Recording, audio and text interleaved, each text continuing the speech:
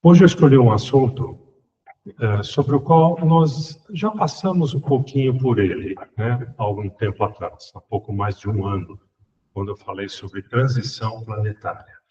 Mas eu coloquei o tema de hoje como uma pergunta, que é exatamente assim: podemos evoluir com a transição planetária? E o que nós vamos fazer hoje, depois dessa nossa conversa, é mudar esse tema. Nós vamos mudar de uma pergunta para uma afirmação. Então, ao invés de podemos evoluir com a transição planetária, nós vamos alterar para devemos evoluir com a transição planetária. Nós vamos afirmar que nós vamos evoluir. E já estamos evoluindo. Cada um de nós que está aqui está fazendo algum tipo de esforço, de trabalho para evoluir. Evoluir moralmente, espiritualmente, fisicamente, por que não? Nós vivemos no mundo material, então precisamos também evoluir fisicamente, né? E quero deixar uma outra pergunta para nós pensarmos aqui ao longo da noite, ao longo da semana. Deixo aberto para vocês pensarem, para vocês refletirem. Eu estudei música por muitos anos, né? Mais de 10 anos eu estudei música. E o dono da escola, do conservatório musical, ele tocava na orquestra sinfônica e ele conseguia, de vez em quando, alguns ingressos gratuitos do teatro municipal. Então, o que ele fazia, né, para privilegiar a meritocracia, né, como nós dizemos hoje, os melhores alunos eram sorteados e tinha 1, 2, 3 ingressos ele sorteava e aqueles melhores alunos poderiam participar da visita ao Teatro Municipal e assistir um concerto, assistir uma peça. E assim era feito e eu tive a sorte de ganhar alguns ingressos. E eu me recordo, isso ficou muito gravado em mim, num dos concertos que eu assisti, que era só um concerto de cordas, só violinos, antes do maestro entrar, antes de começar a apresentação, os músicos fazem a afinação dos instrumentos, né? E quem já teve a oportunidade de assistir um concerto, sabe que esse momento é um momento confuso do ponto de vista sonoro, né? Porque cada um está tentando ajustar o seu próprio instrumento e eles sabem que eles vão ter que deixá-los todos no mesmo diapasão, na mesma tonalidade, tudo certinho. Mas até chegar a esse ponto é uma confusão. Faltando 1 minuto para começar a apresentação propriamente dita, eu falei, isso aqui não vai dar certo, né? Não vai dar certo. Estava muito bagunçado, né? Estava muito esquisito, realmente. De repente, como num passe de mágica, todos os instrumentos se alinharam. E nós vimos o maestro entrando. A hora que o maestro entrou, os instrumentos estavam absolutamente afinados. E aí fica a pergunta para nós. Nós somos o nosso próprio maestro. Nós gerenciamos dentro de nós as emoções, né, as virtudes, os defeitos, os sentimentos. Nós administramos as nossas palavras, administramos os nossos pensamentos, as nossas atitudes, né, o nosso jeito de ser. Também administramos todo o nosso sistema mental, psíquico, administramos nosso sistema físico, nós temos que cuidar desse corpo aqui. Então, nós somos o nosso próprio maestro. Então, a pergunta que fica é: você está sendo o maestro para você que você deve ser de fato? Então, pensem nisso. Deixa gravado aí na mente de vocês, se cada um de vocês está sendo um bom maestro para vocês mesmos, tá bom? Se nós fôssemos definir transição planetária em 1 minutinho, 1 minuto só, nós precisaríamos primeiro lembrar da classificação dos mundos conforme a sua evolução. Então começa lá embaixo, com o mundo primitivo, nada lá, não tem nada desenvolvido, não tem civilização, não tem nada. Realmente é um mundo rudimentar, primitivo, daí o nome. Depois vem o mundo de expiação e provas, que é esse que nós estamos vivendo agora. Nós estamos em provas e expiação aqui. Depois vem o mundo de regeneração, que é o mundo onde nós queremos chegar, né, dependendo da nossa evolução. Depois vem outros mundos, os mundos ditosos, os mundos celestes, os mundos puros, paraísos, digamos assim, onde habitam os espíritos puros. Obrigado. Obrigado. Muito bem. Os mundos, então, são classificados de acordo com a sua evolução. Quando a gente fala em transição, nós nos referimos à passagem de um mundo para outro, conforme a evolução. Então, se nós quisermos transitar por esses mundos, nós precisamos fazer por merecer. Mas a verdadeira transição, nós já conversamos, é aquela que nós fazemos dentro de nós, né? Essa é a verdadeira transição. É essa nossa mudança interna, é a nossa busca constante por virtudes, né? Por atitudes positivas, deixando de lado as negativas. Vamos pensar um pouquinho aqui na nossa querida Terra, nesse nosso planeta de expiação e provas. Se nós pudéssemos lançar um drone, né, nas alturas, um ponto bem alto, e se nós pudéssemos circular com esse drone por todo o planeta nosso, nós veríamos certamente muitas coisas. Claro, a beleza do planeta, né, com suas florestas, rios, lagos, mares, montanhas, a vegetação intensa, bonita. Nós veremos isso, mas nós veríamos também uma civilização. Nós nos veríamos nas imagens desse drone. E quando nós avistamos essa imagem da nossa civilização, nós, nesses momentos que vivemos, nos depararíamos com alguns extremos até de violência, né? Como que resgatando coisas que nós vimos há muito tempo atrás, há séculos atrás, das quais nós temos conhecimento pelos livros, né? Livros de história que nós buscamos informações, às vezes romances, mas aquelas atitudes violentas que nós vimos, aquelas guerras difíceis, aquela coisa toda, parece que é coisa que está no passado, mas que está retomando agora nesse nosso presente. Assim, então, todo preconceito até que estava estagnado, de certa forma, ele vem sendo trazido para o nosso dia a dia, o desrespeito de uma forma geral.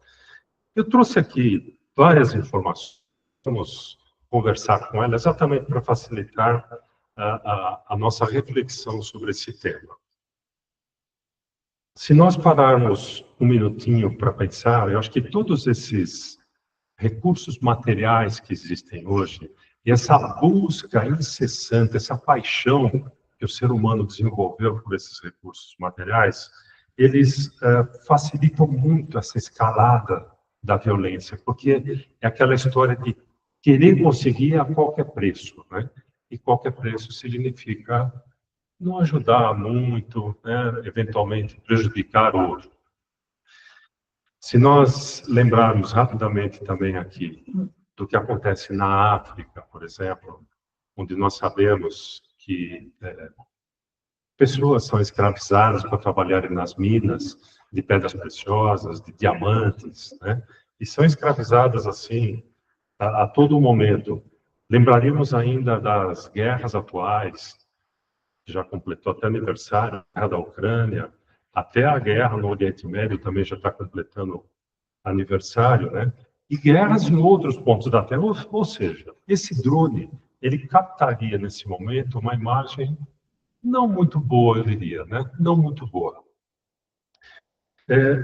A verdade é que nós estamos, eu acho que nesse ápice dessa evolução degradada, né? Nós estamos no ponto muito ruim, realmente, da nossa civilização.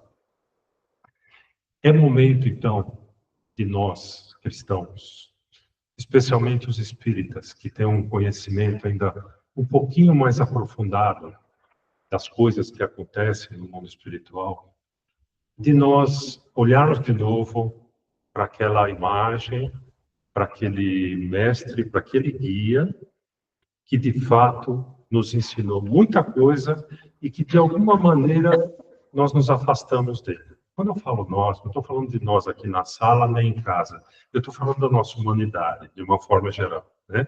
Nós estamos aqui presentes, é porque nós estamos interessados em fazer isso, buscar de fato esses conhecimentos do nosso Mestre Jesus, né? Enviado já há tanto tempo para cá, há mais de 2000 anos. E aí nós começamos a nossa reflexão de hoje. E eu vou usar algo que está muito em moda, bastante em moda, eu diria.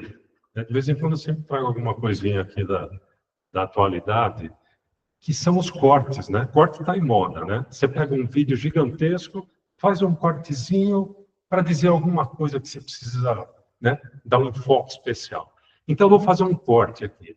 Eu vou pegar um sermão de Jesus, um sermão gigantesco, um sermão profético que ele fez, e vou dar um corte. Vou pegar alguns pedacinhos dele para nós conversarmos. Esse sermão, ele está lá no Evangelho de Mateus, capítulo 24. Vocês lembram, Mateus, ele era discípulo de Jesus, né? E ele tinha o hábito de anotar tudo. Porque como ele era coletor de impostos, ele precisava guardar essas informações corretamente para prestar conta lá com os romanos, né?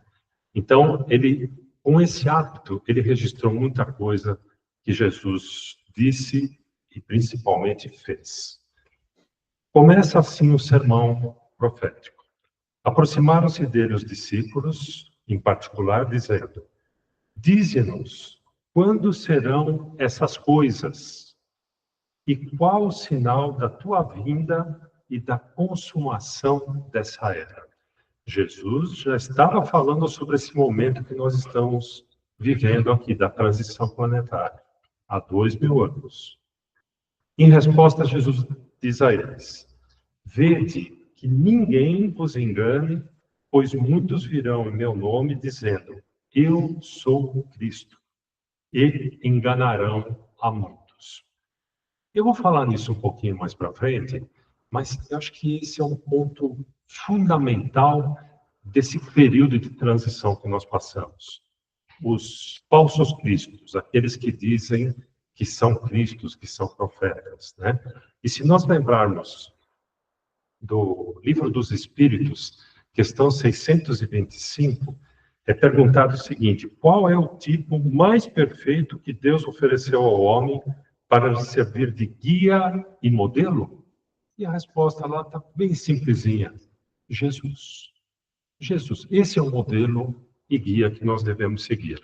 Escrito lá no Livro dos Espíritos, questão 625. Mas, infelizmente, muitas pessoas deixaram de seguir Jesus como modelo de vida, de existência, de exemplo, né, de atitudes, de pensamento. E ele deixou de ser um modelo de conduta para muitos. Até para muitos cristãos, não só não cristãos, mas para muitos cristãos também, que estou falando. Esses cristãos acabam elegendo outros seres humanos como modelos. E eles escolhem essas pessoas, muitas vezes baseados em algumas atitudes desses pseudo-modelos, que são, por exemplo, aquele que grita mais alto, aquele que bate mais forte, aquele que agride mais, geralmente é o mais aplaudido. Nós acabamos de sair de uma campanha eleitoral aqui, né, no Brasil. Nós vimos isso, exatamente isso. Aquele que grita mais, que xinga mais, que fala mais alto, aquele acaba chamando a atenção. E aqui eu comentei que é o mais aplaudido, não que a gente esteja aprovando a atitude, mas chama atenção de fato, né? De fato chama atenção. E nessas atitudes, a violência acaba levando destaque, ela acaba sendo destacada, porque quando um ofende de alguma forma ou outra, é uma violência, é um sinal de violência, né? O pior é que essa violência, essas atitudes, elas têm até perfil no Instagram. Está lá no Instagram, tem curtidas, tem muita gente que vai lá e curte, né? Tem seguidores, milhares e milhares de seguidores. É uma pena, mas nós estamos referenciando a violência, a esperteza, a injustiça, e nós chamamos tudo isso, sabe do quê? De sucesso. Que tudo isso leva ao sucesso, né? É uma forma muito estranha de levar ao sucesso. Mas o nosso modelo é outro. Nosso modelo não é esse. Nosso modelo, de fato, é outro. Nosso, assim, em termos de humanidade, né?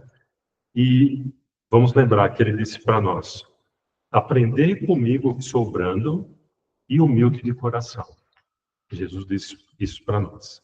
Vinde a mim, vós que estáis cansados e oprimidos, e eu vos aliviarei. Ele disse isso para nós, e ainda assim nós vamos buscar outros modelos, né? Falsos cristos. O mundo tem muitos. Realmente tem muitos. Nós precisamos ficar atentos a isso. E, os falsos cristos, eles têm uma habilidade de mexer com as massas. Pela forma como eles se comportam, eles mexem com as massas, né? Eles conseguem fazer isso. E o problema é que não é problema mexer com as massas, desde que aquilo que você leve como mensagem esteja alinhado com aquilo que Jesus nos ensinou. Mas os falsos cristos fazem exatamente o contrário.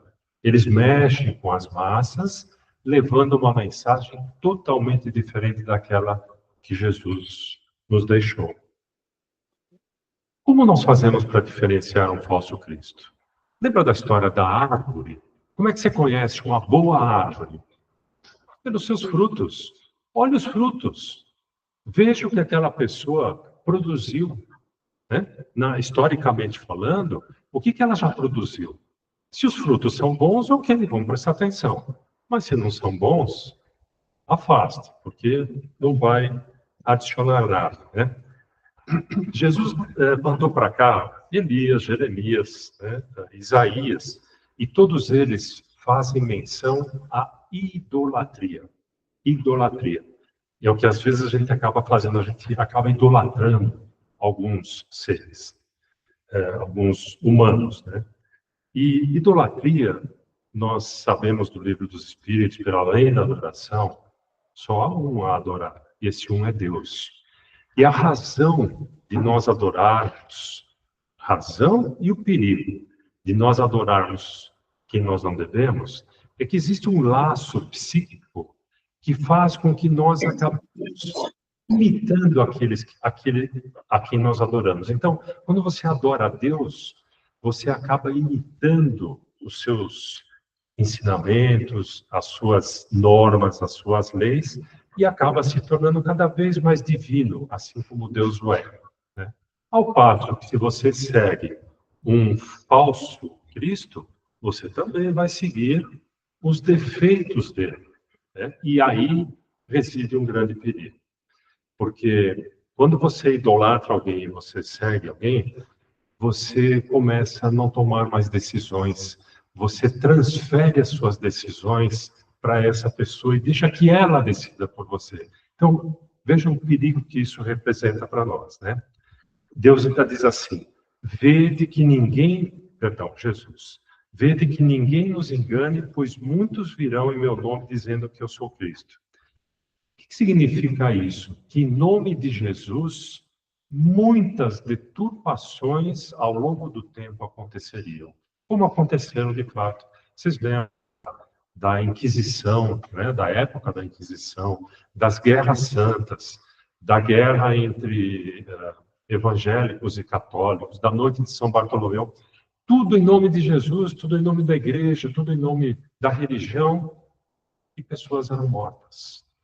Então, em nome de Jesus, muitas coisas erradas também foram feitas, porque usaram mal o nome dele. E essa talvez seja a marca da transição planetária, esses falsos cristos. Jesus continua dizendo assim: que ninguém nos engane. Lembre-se do exemplo da árvore e dos frutos. Continuando, então, Jesus completa, dizendo: estareis na iminência de ouvir de guerras e relato de guerras. Não vos alarmem, pois é necessário acontecer essas coisas, mas ainda não é o fim. Jesus afirmou que as guerras são necessárias, mas não é o fim. E ele completa: este evangelho do reino será proclamado em toda a terra habitada, para testemunho a todas as nações. Então virá o fim. Veja, o fim não está nas guerras. O fim está quando todo o evangelho for transportado para a terra e todos entenderem e praticarem o evangelho. Sabe aquele momento em que, depois de todas as guerras, nós olhamos para trás e falamos, nós destruímos tudo, né? Nós vamos ter que reconstruir. Mas reconstruir baseado no quê? Baseados no evangelho. É aí que a transição de um planeta acontece. Quando a população, quando a humanidade perceber que, se não se fundamentar no evangelho, moralmente nós estaremos falidos e nós não vamos conseguir evoluir. Tem uma citação de Mandela, de Nelson Mandela, que eu acho bastante interessante, eu ouvi recentemente. Ele ficou preso muitos anos, né, por causa da luta dele no apartheid, né, naquele conflito de raças na África. E depois de muitos anos ele foi solto e foi eleito presidente da África. E num discurso dele, ele diz assim: neste nosso país não haverá lei de talião, olho por olho, dente por dente. Porque se nós fizermos isso, o nosso país será povoado exclusivamente por cegos e banguelas. Porque quando alguém agride alguém, e se há o revide, o agredido vira agressor. O agressor vira agredido. Isso acontece 10, 100, 1.000, 200.000, 500.000 vezes. Você não sabe mais quem é agredido, quem é agressor. Você sabe que existem vítimas de um sistema falido. Então, por isso que ele chamava muita atenção para isso. Não pode existir olho por olho, dente por dente. Senão, a violência não tem fim. Jesus continua dizendo assim: muitos falsos profetas serão levantados e enganarão a muitos. Ele reforça esse ponto. E aí nós lembramos, o que é um profeta? O profeta é quem guia, né? Quem diz por onde nós devemos caminhar. E o falso profeta? É aquele que vai levar-nos para uma estrada errada, uma estrada da destruição, uma estrada da morte, né? Então, o falso profeta é um negócio meio complicado.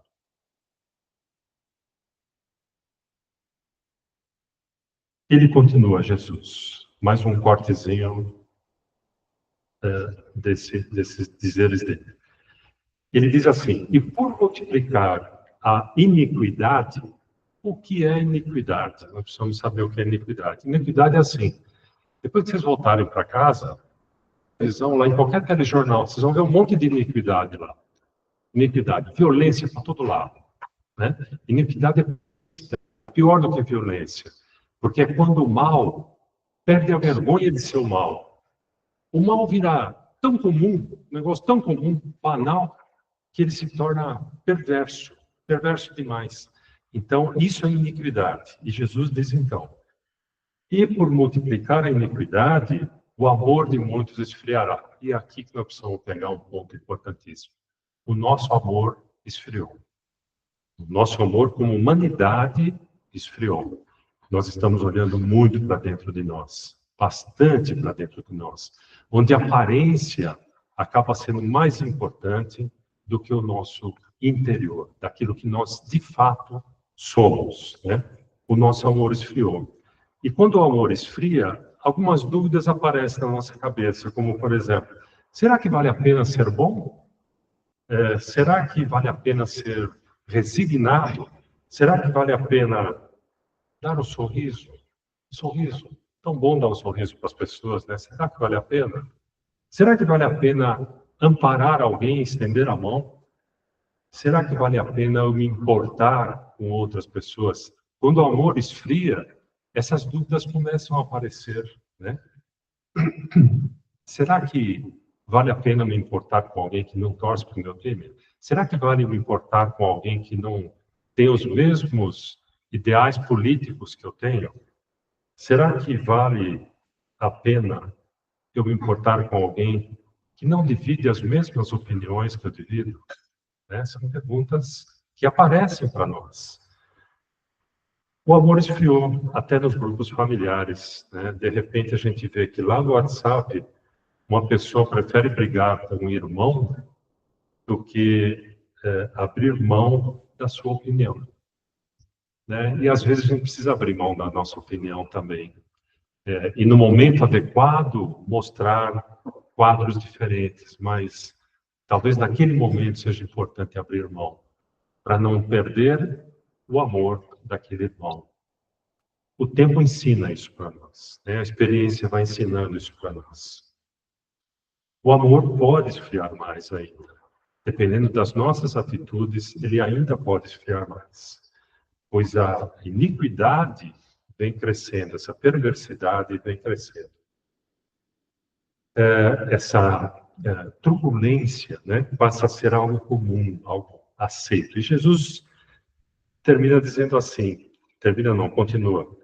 Mas quem perseverar até o objetivo, até o fim, esse será salvo. Perseverar no quê? No amor. Nós precisamos perseverar no amor, na bondade, na compreensão, né? Na capacidade de ouvir as pessoas, na tolerância. Nós precisamos perseverar. É fácil? Não, não é fácil. Nós somos humanos. Nós somos carregados, impregnados também com os nossos defeitos. Mas nós precisamos insistir nisso, nós precisamos perseverar. Jesus diz assim: este evangelho do reino será proclamado em toda a terra, então virá o fim.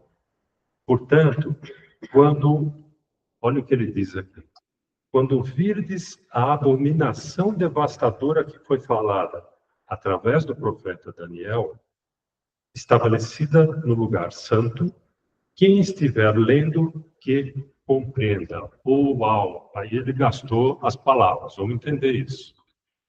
Primeiro, o que é lugar santo? Lugar santo, por exemplo, é o nosso lar. Nosso lar é um lugar santo. No entanto, nós permitimos que influências negativas entrem em nosso lar. De diversas formas. Às vezes, por pessoas negativas, pela televisão, seja lá pelo que for, nós acabamos permitindo que influências negativas entrem nesse nosso santuário, que é o nosso lar. Quer ver um outro lugar santo? O coração e a mente dos nossos jovens, né?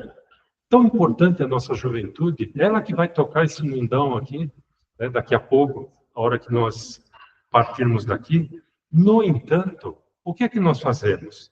Nós deixamos os nossos jovens terem acesso a todo tipo de veneno intelectual e emocional. Nós deixamos portas abertas, né? Isso realmente é um problema bastante grande. Quando nós fazemos na palestra, nós temos bastante assuntos para tratar, né? E eu vou dosando aqui, e eu vou cortar um bocadinho, senão não vai caber no tempo. Mas vamos lá. Ainda no sermão profético, muitos, quando leram o sermão profético, tinham a impressão que da Terra nós seremos destruídos por terremotos, vulcões, meteoros, cataclismas piores que a gente possa existir aí, né? Mas no livro A Gênese, grande livro A Gênese, Kardec nos diz que os cataclismas do orbe da Terra será a intimidade do ser humano, o interior do ser humano. Aqui está o principal problema. Não são os terremotos e meteoros. Dentro de nós é o principal problema. Porque ele se refere não à guerra física, mas à guerra interna, à guerra moral, né? À guerra emocional. É a isso que ele se refere. Se nós pegarmos o livro Obras Póstumas, lá, em vários pontos, é citado que a loucura se multiplicará, e nós já falamos isso algumas vezes aqui, né? A loucura, o suicídio aumentará significativamente, inclusive entre as crianças. E essa mensagem, lembrem vocês, é de 1864. Quer dizer, há quase 200 anos, essa mensagem já tinha sido passada para nós. E Jesus diz assim: então, os que estiverem na Judéia, fujam para os montes. Os que estiverem no terraço, não desça para pegar coisa alguma dentro de casa. E quem estiver no campo, não volte atrás. Ora, o que ele quis dizer com essas palavras? Ele estava se referindo a nós mesmos, para nós não retrocedermos. Nós não retrocedermos, não podemos retroceder. É a forma figurada que Jesus usava, né? Nós não devemos retroceder. Nós tivemos várias vidas já. O nosso passado não é exatamente assim um passado, né, brilhante, digno de tantos méritos. Então, o que ele pede é que aquilo que nós aprendemos, daí para frente, tentemos evoluir sempre. Vamos voltar, não vamos regredir, não vamos cometer os mesmos erros que nós cometemos nos tempos que nos antecederam. E Jesus completa: orai para que a vossa fuga não aconteça no inverno nem no sábado, pois haverá nesse tempo grande provação. Ele está se referindo a esses tempos de agora. Grandes provações pelas quais nós estamos passando. Desde o princípio do mundo até agora, ele diz: nem jamais haverá, porque o mundo vai sair de expiação e provas para a regeneração. Há mais de 2000 anos ele já mencionava estes dias de hoje. Ele já falava da transição que nós estamos passando agora. A pergunta é: nós iremos juntos nessa transição? Será que nós iremos juntos? Se nós fizermos um rápido raciocínio aqui, bem rápido mesmo, da Segunda Guerra Mundial, década de 40, né? Faz bastante tempo já. Nesse período, André Luiz divulga o livro Nosso Lar, assim como outras obras que ele também escreveu, para nós. Nessa época, a Terra tinha 2 bilhões de habitantes. 2 bilhões. Nós somos 8,5 agora, aproximadamente, 4 vezes mais. E o umbral, naquela época da Segunda Guerra, estava lotado, né? Estavam cobrando overbook lá, estavam cobrando sobretaxa para entrar no umbral. Lotadíssimo.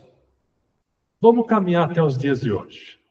Nós chegamos em 8 bilhões e meio de habitantes. De onde vieram esses espíritos?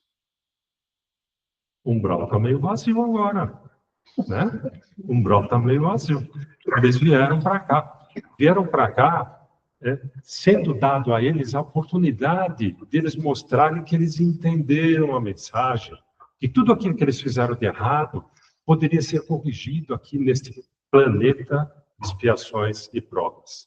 Mas se muitos deles não entenderam a mensagem, talvez eles não voltem nem para o umbral, né? Talvez eles voltem lá para aquele planeta primitivo, vamos descobrir o fogo de novo, como é que faz foguinho, né? Esfregando as coisas, vamos descobrir como é que faz cabaninha para morar, enfim, vão aprender a pescar de novo, começa do zero, porque o mal demora para ser corrigido, mas ele tem conserto. Tem conserto. Esses espíritos que vão lá para o planeta primitivo, eles vão ficar lá 1.000, 5.000, 10.000, 20.000, 30.000 anos. O mal vai ser corrigido. A custas penas, a duras penas, mas vai ser corrigido.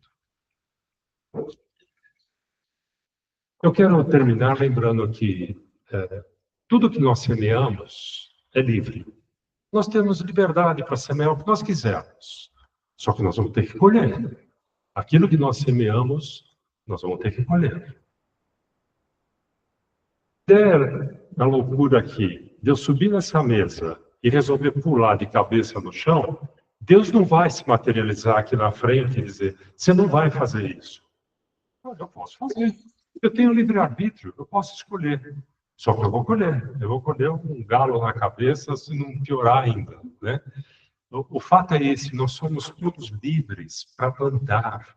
Nós plantamos aquilo que nós quisermos, nós semeamos aquilo que nós quisermos.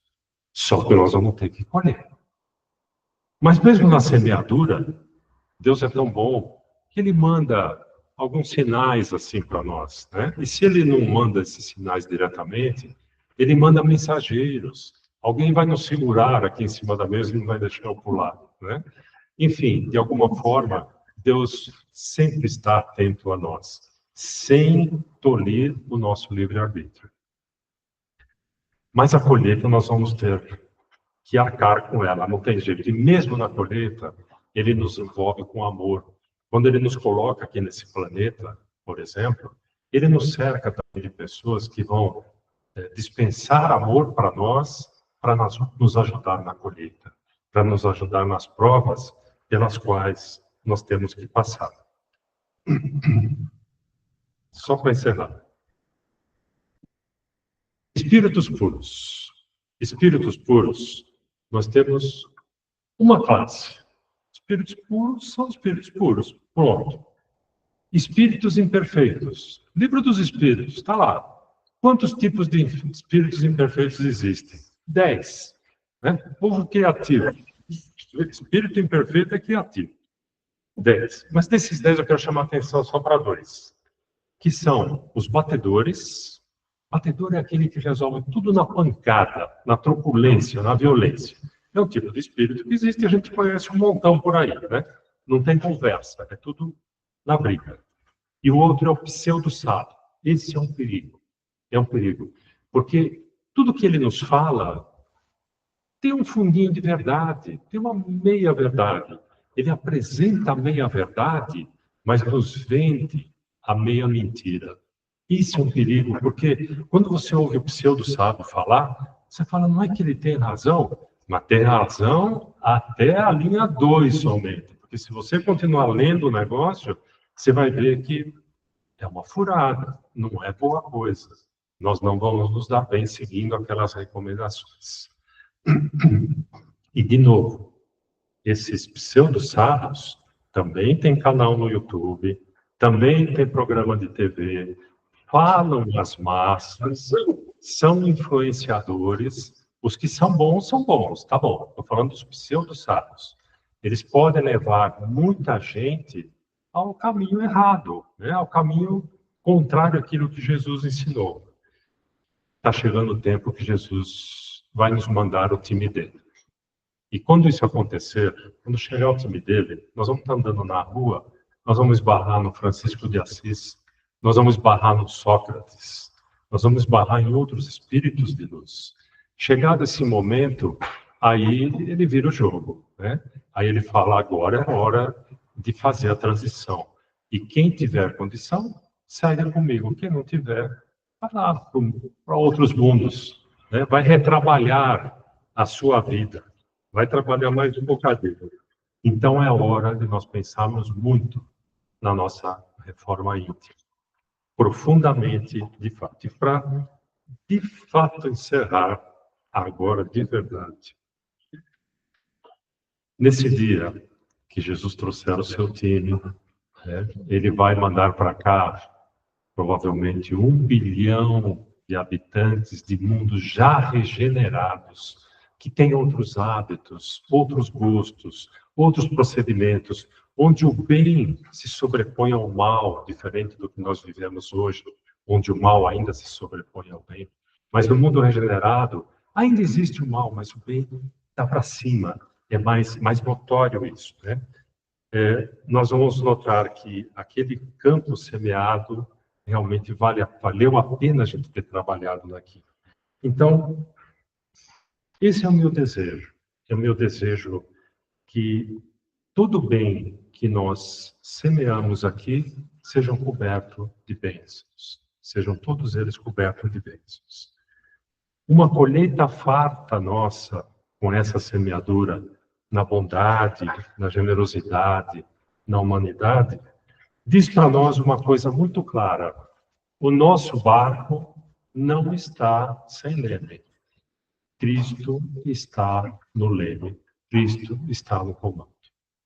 Ótima noite a vocês. Fiquem com Deus.